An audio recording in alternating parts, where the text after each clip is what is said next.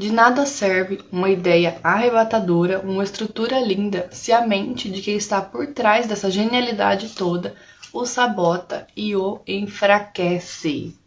Seja muito bem-vindo à live 2 do projeto Leitura Conjunta do livro Negócio Escalável, do empresário Oséias Gomes.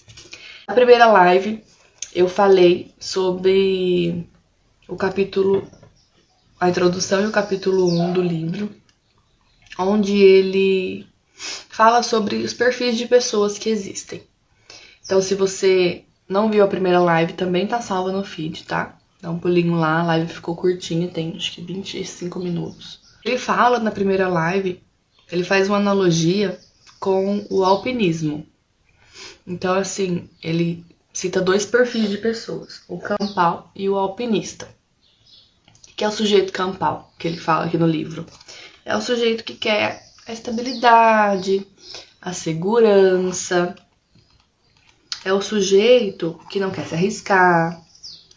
É aquela pessoa que aprendeu desde cedo que concurso é melhor, que trabalhar CLT é mais seguro, é mais estável, e ela quer continuar dessa forma. Ela não se sente movida a algo mais.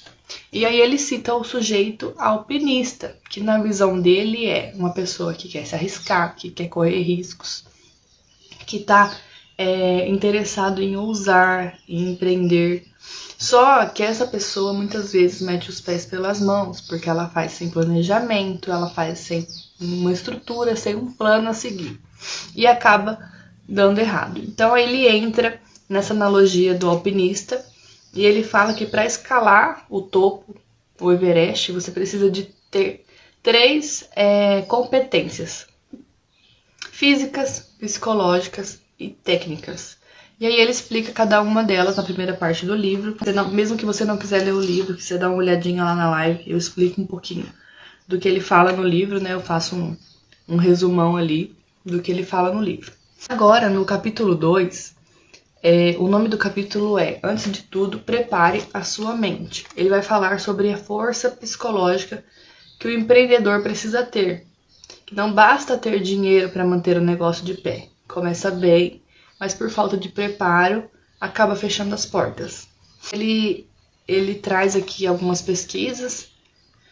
E no capítulo 3, ele fala sobre a preparação em si de um negócio. Então, o nome do capítulo é A Empresa do Amanhã Começa Hoje. Então, hoje eu vou falar por partir desses dois capítulos, o 2 e o 3, certo? Vou até a página 92 do livro, tá bom? Então, vamos lá para o capítulo 2. Ele fala aqui no livro assim, ó. Muito se fala em preparação técnica, mas poucos ensinam a preparação de quem negocia, do empreendedor. Então, aqui na página 50, ele fala assim, ó.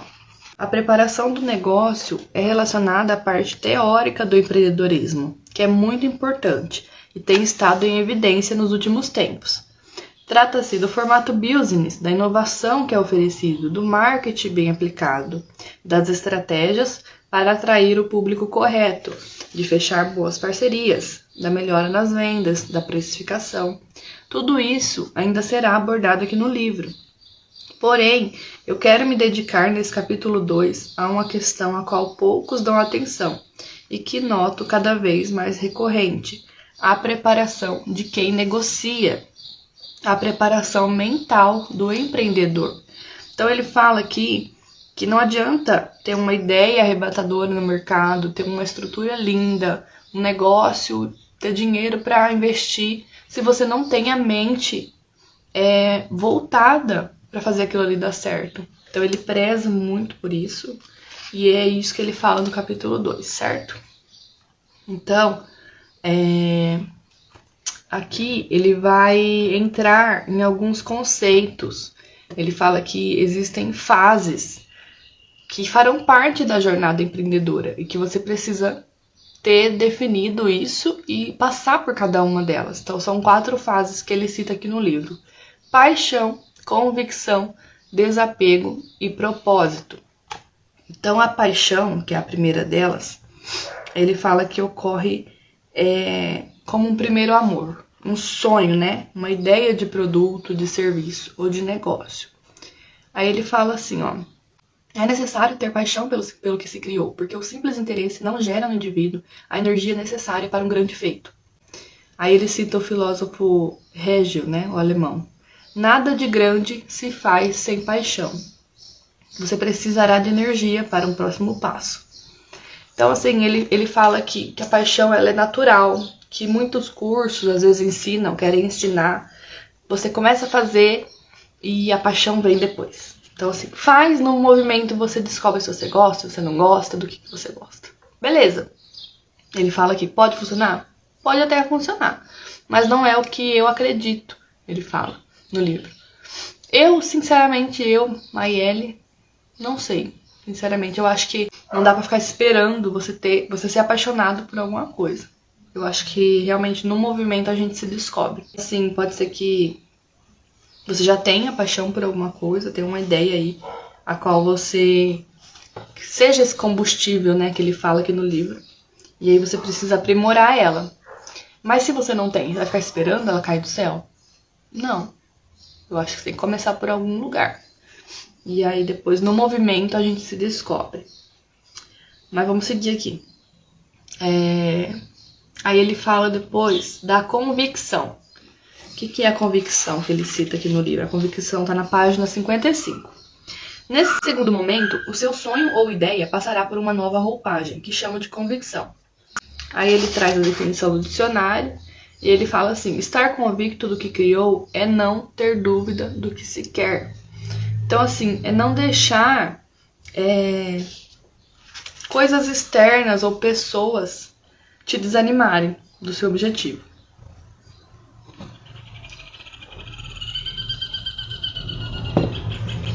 Então, assim, se você tá certo que é aquilo que você quer, você tem no seu coração que é aquilo que você quer, você vai deixar, por exemplo, uma pessoa que não te ajuda em nada, que tá ali só apontando o dedo, te tirar da sua convicção, te deixar desanimar.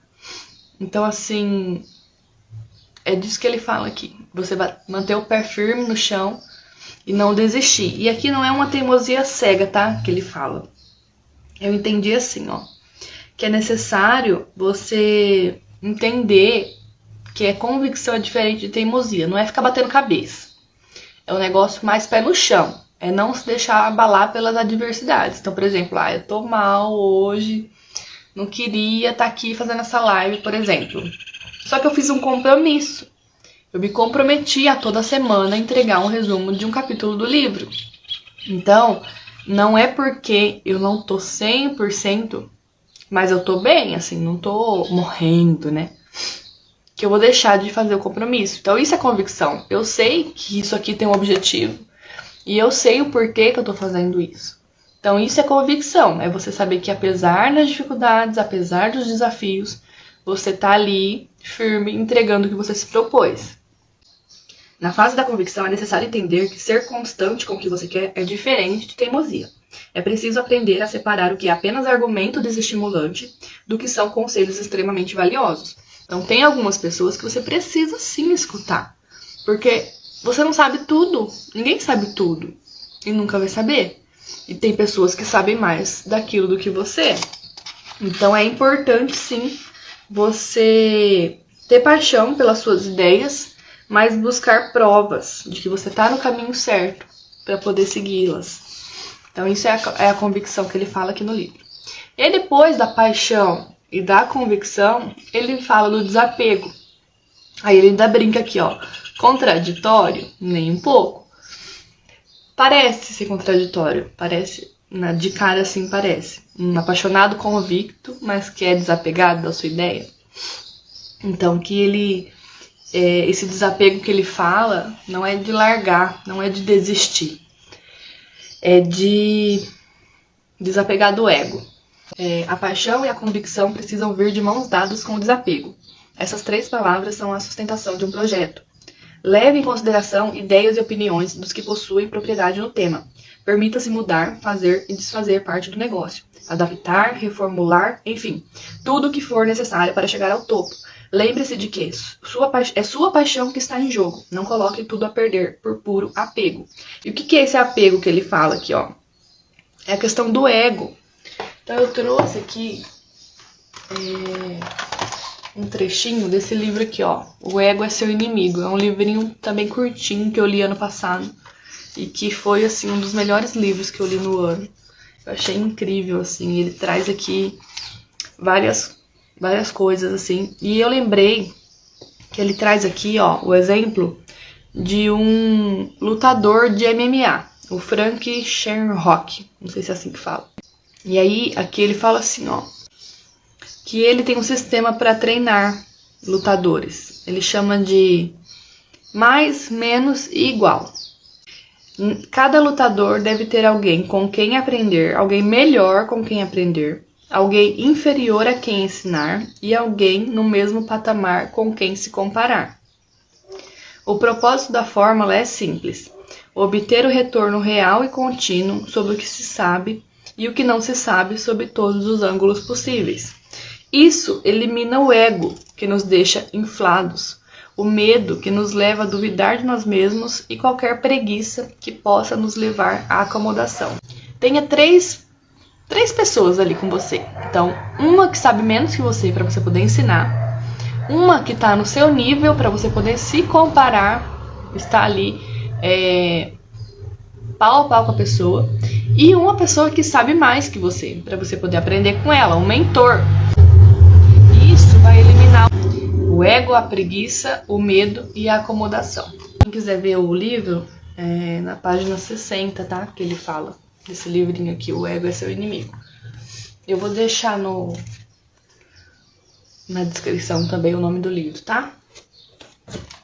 O Oséias aqui ainda cita um filósofo grego, Epiteto, ó. Ele fala: é impossível para um homem aprender aquilo que ele acha que já sabe. Isso ele cita aqui também no outro livro, no Ego é Seu Inimigo. O Ryan Holiday também cita essa frase do Epiteto. Achei bem legal, por isso que eu lembrei, né? Então, aqui, beleza, ele fala de 4 fases, né? Paixão, convicção, desapego e o último agora é o propósito. O que ele fala aqui no propósito? Empreender por empreender apenas, ou empreender visando apenas ganhar dinheiro, geralmente não é uma boa motivação. É evidente que ganhar dinheiro é o objetivo de empreender, mas não deve ser o propósito. É preciso muito mais do que disposição para fazer o empreendimento dar certo. A sua criação precisa ter um propósito, uma motivação genuína e útil para você e, consequentemente, ao público que deve atingir, que pretende atingir. Por que você teve essa ideia? Ele faz algumas perguntas aqui para você pontuar e descobrir ali o seu propósito. Por que você teve essa ideia? Aonde o resultado dela levará você? E o seu cliente? No que ele será beneficiado? Então ele fala sobre propósito nesse sentido. Ele fala que só a vontade, né, o desejo ali, a paixão de fazer o negócio dar certo, o dinheiro em si não é suficiente para sustentar o trabalho que o empreendimento exige. É preciso você ter ali uma coisa a mais ali pelo qual realizar. Aí ele fala aqui que no caso dele, que ele encontrou o propósito dele levando o tratamento odontológico a todas as pessoas, sem pensar em classes sociais nem em grau de instrução. Então aqui ele fala assim, que ele entrou no negócio de odonto e ele percebeu que algumas pessoas focavam no público CD ali, né, um público mais com a renda menor, e algumas clínicas focavam no público A, B ali, né, só o pessoal que tinha dinheiro para pagar um tratamento completo, um tratamento mais com a tecnologia maior. E aí ele fala assim que aquilo ali talvez não era só aquele modelo que funcionaria, que talvez ele poderia fazer de outra forma. E aí ele fala aqui, ó: dessa forma, coloquei como objetivo oferecer com alta qualidade e facilidade todos os tipos de tratamento. E aí ele cita aqui 2 exemplos. Um fazendeiro, proprietário de milhares de alqueires de terra, que podia comprar o melhor de odontologia, mas estava satisfeito com a prótese dentária simples. Então, mesmo sendo oferecido para ele todos os implantes e tudo um negócio lá tecnológico e moderno, e caro, né, apropriado, sofisticado, ele estava satisfeito ali com o simples. E aí, em outra ocasião, ele tem uma moça, uma operadora de caixa de um supermercado, estava muito feliz porque tinha acabado de adquirir o lançamento de aparelho ortodôntico mais caro, o mais top do mercado. Ela estava super feliz. Até anotei aqui, ó, que depende da prioridade da pessoa. Então, por exemplo, você vê empresários que não têm um iPhone. Então, assim, é porque ele não tem dinheiro? Não. É porque ele não quer ter. É porque não faz parte ali da prioridade dele. E aí você vê jovens ali, sei lá, às vezes até usa pra trabalhar, pra criar conteúdo, mas tem gente que às vezes nem usa pra isso, mas tem um iPhone no bolso. Ou porque a mãe e o pai comprou, ou porque, sei lá, economizou 10 salários da vida, ganha lá uma mixaria, mas economizou ali o dinheiro para comprar o bendito do iPhone. Por quê? Porque é prioridade para aquela pessoa. Porque ela achou que aquilo ali gera valor para ela. Então, independente da sua classe social, da renda que você tem, primeiro você vai trazer ali o que é prioridade para você. Então, isso aqui eu achei muito legal, porque muitas vezes a gente acha que nós não estamos vendendo por conta de preço. Ai, mas é porque meu cliente não quer pagar o preço que eu quero cobrar. Será? É só isso? Muitas vezes não é. Muitas vezes você só não gerou o valor suficiente para ele. Então, essa parte eu achei bem legal. E aí, já emenda ali no capítulo 3, né? Que é onde ele fala sobre a preparação do negócio. Que eu vou entrar mais a fundo, mas eu queria trazer aqui, na questão do propósito ainda, que ele fala das 4 fases, o exemplo que ele traz aqui da Tesla, ó, que ele diz que o Elon Musk tem o propósito de acelerar a transição mundial para o transporte sustentável. E aí ele traz a Nike, trazer inspiração e inovação para cada atleta do mundo. Se você tem um corpo, você é um atleta. E a Coca-Cola, refrescar o mundo e inspirar momentos de otimismo e felicidade. Então o mundo tá caindo ali, mas você vê uma propaganda da Coca-Cola, você vai se sentir feliz. A ideia é essa. Então, independente do seu propósito, busque uma motivação e ela conectará você ao mercado e aos consumidores, preparando também a sua mente para subir rumo ao topo da sua própria montanha. Então, além de você ter uma estrutura, ter dinheiro para investir no negócio, ele fala aqui que você precisa ter a mente preparada para isso, certo? Aí ele fala assim, com a mente preparada, vamos buscar os equipamentos, o conhecimento correto para organizar essas ideias e criar um negócio de verdade. Então agora ele entra no capítulo 3, que é sobre como estruturar um negócio, certo? Deixa eu pegar minha colinha aqui. Vamos lá. Aqui ele aponta, primeiramente, que para empreender é preciso investir dinheiro e energia, tá? E que você tem 2 caminhos a seguir. Primeiro, investir em um modelo de negócio considerado tradicional, que é os modelos de negócio que a gente conhece, né? As empresas já são mais antigas, varejo, comércio ali, industrial e tal. E o segundo, que é um modelo mais flexível, que é um modelo novo, as startups. E aí ele aponta aqui as diferenças, né, sobre um negócio tradicional e um negócio, uma startup. E aí, como o foco dele aqui é a startup, ele aprofunda nela, tá? Ele aponta as diferenças e aí ele aprofunda na startup. Ele fala aqui que no modelo de startup você se permite arriscar, se aventurar um pouco mais do que no modelo tradicional, tá? Ele fala que corre um pouco mais de risco, mas que o mercado normalmente tem mais para ser explorado, né? Que o mercado tradicional já está mais cheio ali, já tem muita gente, né?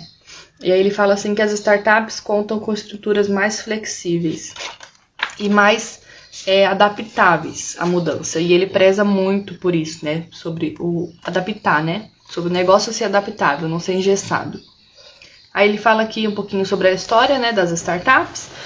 Ele cita que começou no início da década de 90, nos Estados Unidos, no Vale do Silício. Você deve conhecer essa história, mesmo que por cima ali, né? A gente escuta muito falar, acho que tem até um filme, uma série, uma coisa assim. Eram chamadas de empresas de garagem, pequenas com poucos recursos. Depois esse nome passou a definir uma empresa como uma ideia inovadora e que gera bons lucros.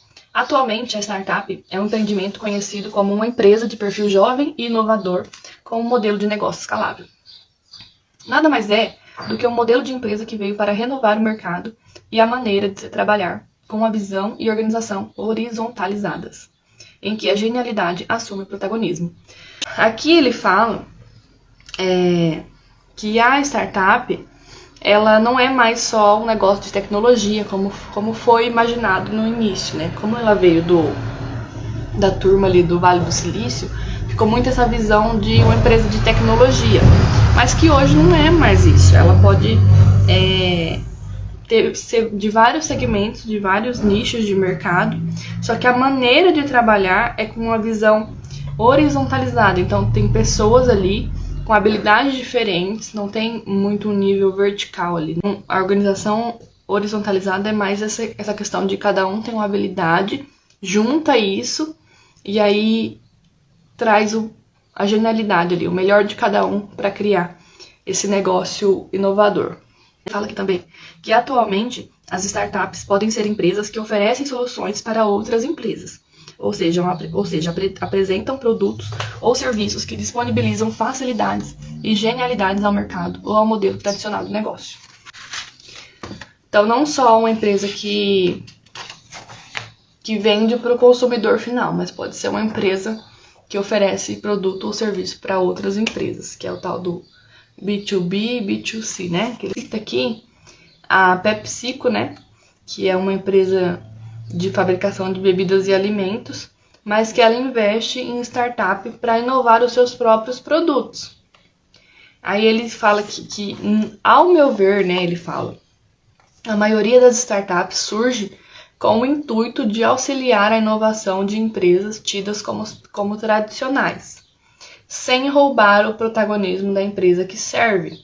Aí ele cita o exemplo do agronegócio. Tem muitas startups trazendo melhorias para a área do agronegócio, que surgiu até agora com o nome próprio, né, que é Agrotech, né?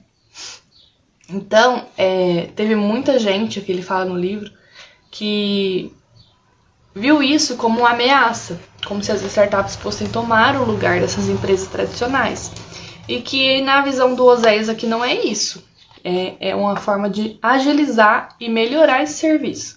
Uma pesquisa pela Dell Technologies, 78% das empresas tradicionais enxergam as startups como uma ameaça às suas organizações e temem que seus negócios se tornem obsoletos diante de tantas inovações e rápidas mudanças. Aí ele fala que ele não concorda com isso, que ele vê as startups como um empreendimento auxiliador de todos os demais segmentos, gerando facilidade, aumento de riqueza e inclusão social. Eu vejo isso também, na minha humilde percepção. Eu acho que, assim, hoje, com tanta tecnologia, tem tudo para morrer qualquer negócio, qualquer emprego, qualquer empresa. Se você não é uma pessoa que se destaca ali, por exemplo, pega agora tá em alta, todo mundo falando da inteligência artificial, principalmente para quem trabalha no digital, já deve ter escutado aí falar um monte de gente. Mas, nossa, quem escreve ali, por exemplo, os anúncios, que é o copywriter, né? Quem escreve os anúncios, quem escreve post, legenda de feed, quem escreve página de vendas, essa pessoa não vai ter mais trabalho, porque a inteligência artificial escreve tudo agora. E aí até escutei o Paulo Macedo falar ontem, acho que ele escreveu nos stories dele, se eu não me engano. Alguém tem que operar a máquina. Alguém tem que operar a máquina. A máquina não pensa sozinha. Ela é programada para agir de uma forma. Só que alguém tem que dar os parâmetros aí para ela, né? Então ele fala assim, que pessoalmente uma opinião que eu concordo. Se você realmente trabalha como uma máquina, só fazendo o que te mandam, só fazendo seguindo a cartilha ali, né? Seguindo templates prontos, seguindo só o molde que te passaram, realmente, você vai ser substituído por inteligência artificial. Mas se você é a pessoa estratégica, se você é a pessoa que está resolvendo o problema, criando soluções, você não vai ser substituído por uma máquina. E é isso que acho que o Oséias quis dizer aqui também. Que ele acredita que isso vem trazer facilidade. Então, por exemplo, se eu tenho uma inteligência artificial dessa que me ajuda a escrever isso, a criar, a trazer ideias fora da caixa, eu posso ter muito menos funcionários para fazer isso. Então, realmente, o negócio vai ficar mais acirrado. Só que vai ficar mais profissional. Porque ao invés de ter um monte de gente ali, um negócio cheio ali, inflado, um monte de gente muitas vezes fazendo nada, as pessoas vão ter que correr atrás ali de se diferenciar, de melhorar o seu serviço para poder ganhar espaço ali no mercado. Então, assim, e outra coisa, liderança. Se você é uma pessoa que é líder, que sabe ali administrar, que sabe coordenar, que sabe resolver problema, dificilmente você vai ser substituído por uma inteligência artificial, por uma máquina, porque ela não faz esse papel. Ela segue o molde pronto, o modelo pronto, que alguém colocou ali para ela. Página 76, ele fala aqui, ó. Muitos são os motivos para fracassar. E por isso eu cito alguns a seguir, que ao meu ver são os mais comuns para uma startup fracassar, né? Ele fala aqui. Então, beleza. Então, ele falou da mente do empreendedor. Ele falou que para ter um negócio não basta só ter estrutura e não basta só ter a mente empreendedora. Você precisa juntar um bom empreendimento com um bom empreendedor. Daí ele falou do bom empreendedor e agora ele está falando do empreendimento, certo? E aí ele cita... São 6, se eu não me engano. Vamos ver.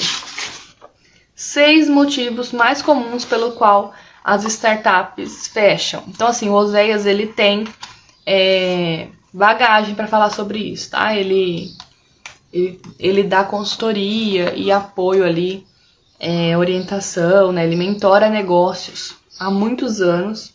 Então, assim, ele já viu de perto muitas empresas decolarem, muitas empresas fracassarem. E o porquê que normalmente elas fracassam. Como que esses empresários agem, né? Daí ele cita 6 aqui dos erros mais comuns. E aí eu vou entrar um pouquinho neles agora. Motivação errada. É o primeiro, tá na página 76. Então ele fala aqui, ó. A maioria das startups tem algo para vender. Seja uma ideia, um produto ou um serviço. Almeja atingir algum nível de sucesso e conexão com o mercado, popularizar-se. Daí ele fala assim, ó, quando se pergunta às startups qual é o objetivo delas, muitas respondem, quero ser um negócio de $1 bilhão, que é o tal do unicórnio, né?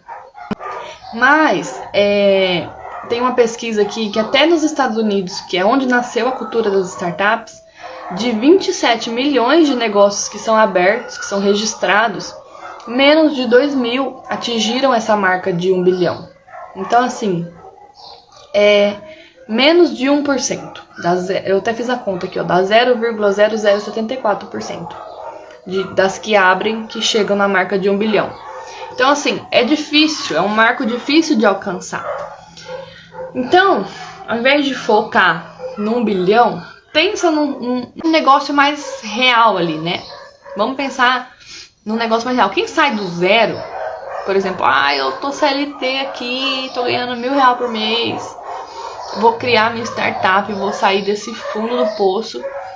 Quem sai de R$1.000 para R$20.000 por mês, por exemplo, vamos supor, é um pulo ali, é um salto, é um marco.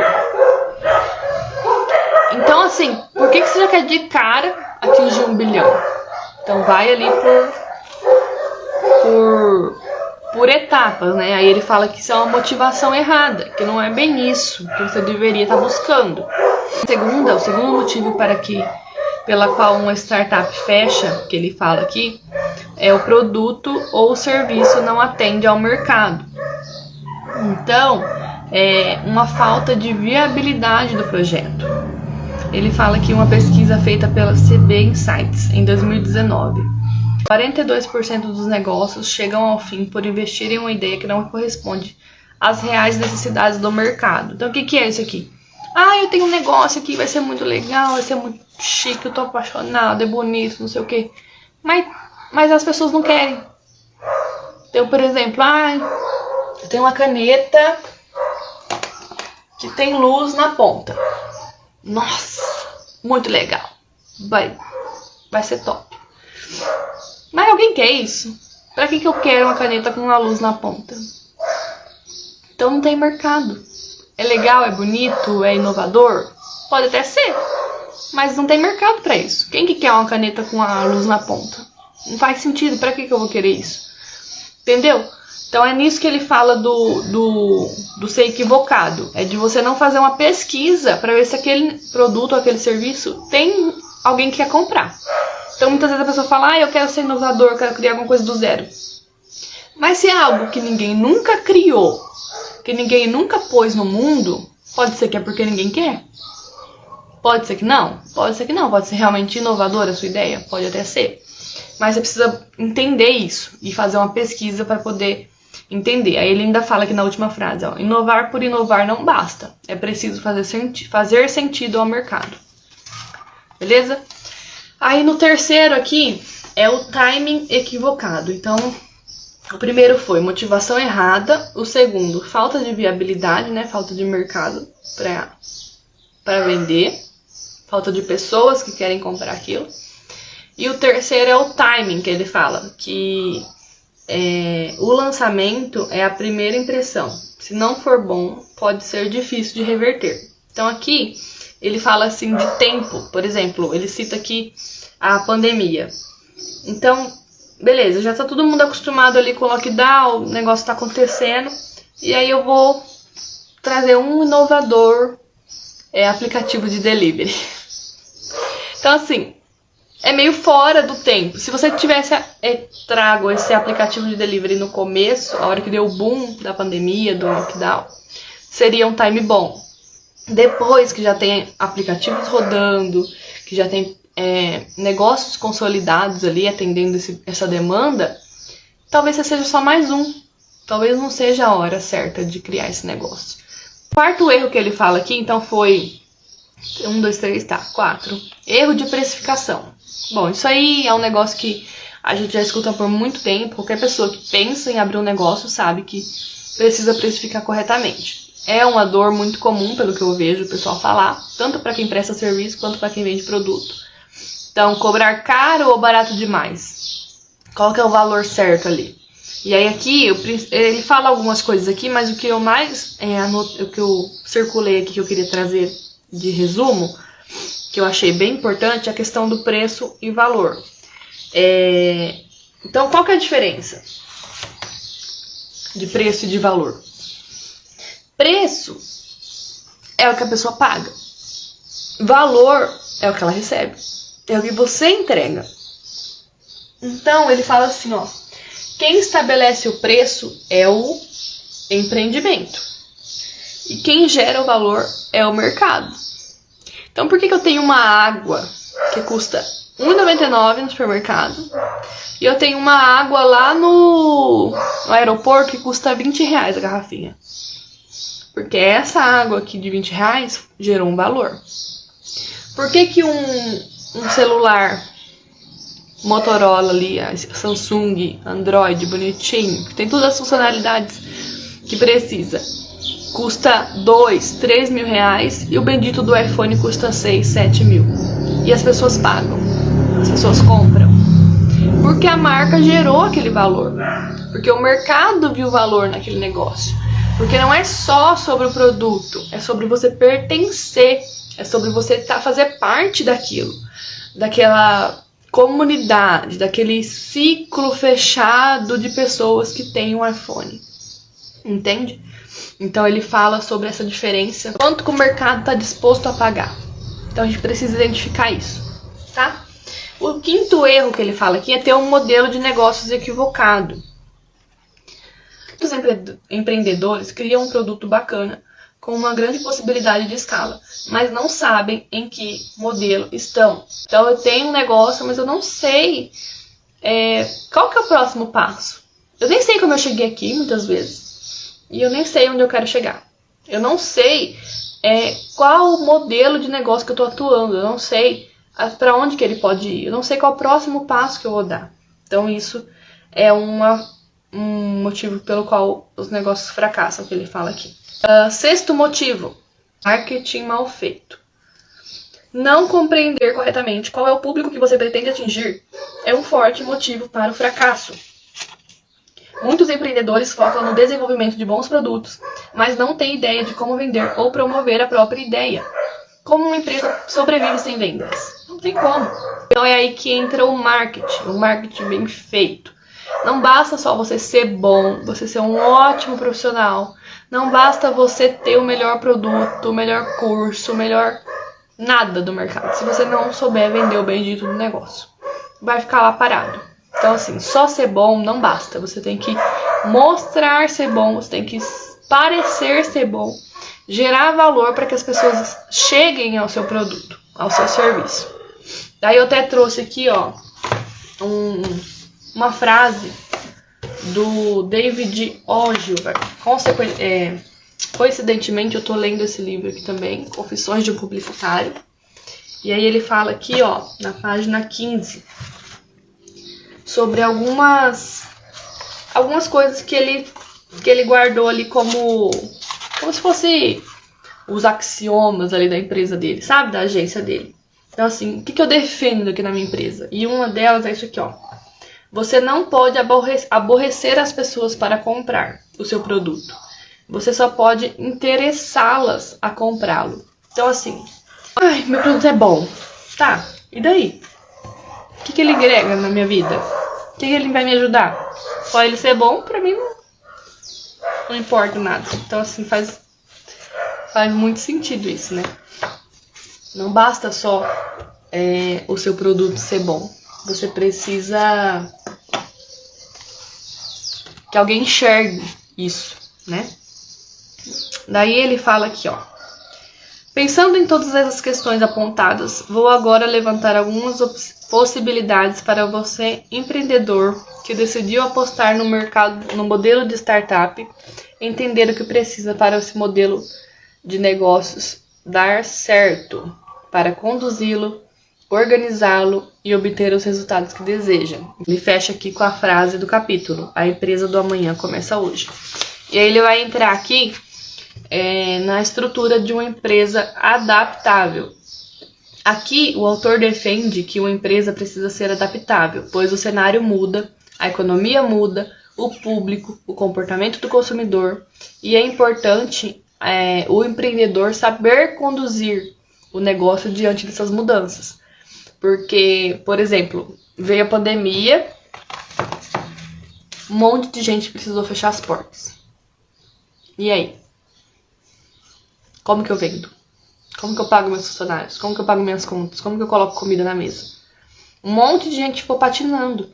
Algumas pessoas que já estavam à frente, que já estavam trabalhando no híbrido ali, no digital e físico, não passaram apertado. Ou que não, mesmo que não estavam, mas se adaptaram rápido.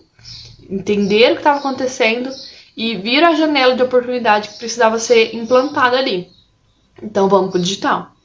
Se não dava a vender com a porta aberta, vamos vender pelo Instagram, pelo Facebook, pelo site. Então a pessoa que ou já estava com isso em andamento, ou que se adaptou rápido, não sofreu tanto com o lockdown. Agora, quem não estava e também não se adaptou, ficou ali segurando, falou: não tô resistindo, vou resistir, não vou pôr esse negócio de digital, isso ainda é pra mim, eu não sei mexer, eu vou gastar. Tudo esse monte de resistência que a pessoa pôs, muitas vezes prejudicou o negócio dela. E muitas empresas fecharam as portas mesmo, né? Infelizmente.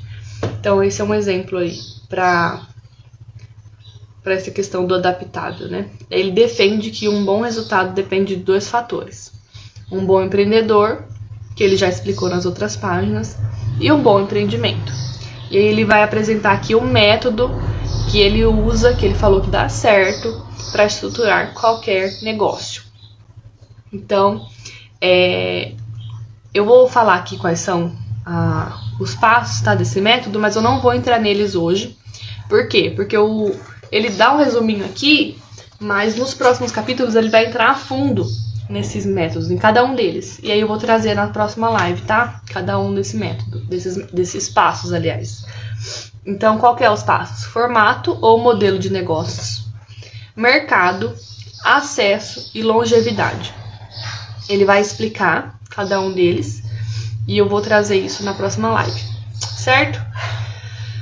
Bom, encerramos aqui a live de hoje, o resumo de hoje.